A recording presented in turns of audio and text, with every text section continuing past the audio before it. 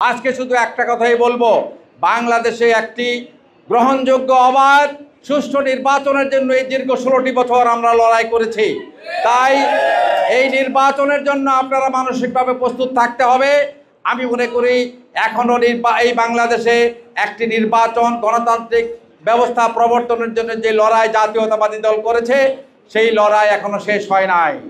তাই একটি সুষ্ঠু অবাধ এবং গ্রহণযোগ্য নির্বাচনের জন্য যতদিন পর্যন্ত আমরা লড়াই করতে হয় ততদিনে আমরা লড়াই করে যাব ইনশাল্লাহ। এই লড়াই থেকে আমরা এক চুলো পিছপা হব না। আমরা আমাদের ভোটের অধিকার ফিরে চাই। আমরা আমাদের পছন্দ মতো আমাদের প্রার্থীকে আমরা নির্বাচিত করতে চাই। আমার ভোট আমি দিব, যাকে খুশি তাকে দিব, এই সত্যকে আমরা প্রতিষ্ঠিত করতে চাই। এই স্লোগানকে আমরা বাংলাদেশের রাজনীতিতে প্রতিষ্ঠিত করতে চাই।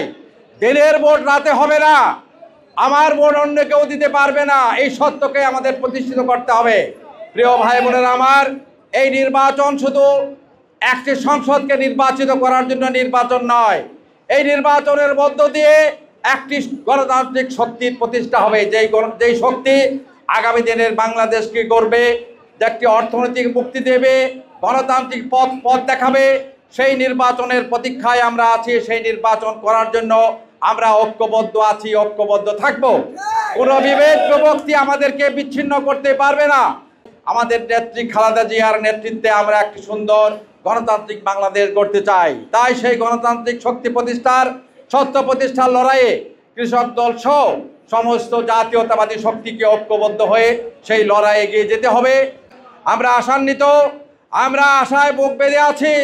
আগামী দিনে এই বাংলাদেশে শহীদ জিয়ার প্রিয় দল জাতীয়তাবাদী কৃষক দল আগামী নির্বাচনে গণতান্ত্রিক আন্দোলনে প্রত্যেকটি স্তরে প্রত্যেকটি জায়গায় আপনাদের সক্রিয় ভূমিকা থাকবে।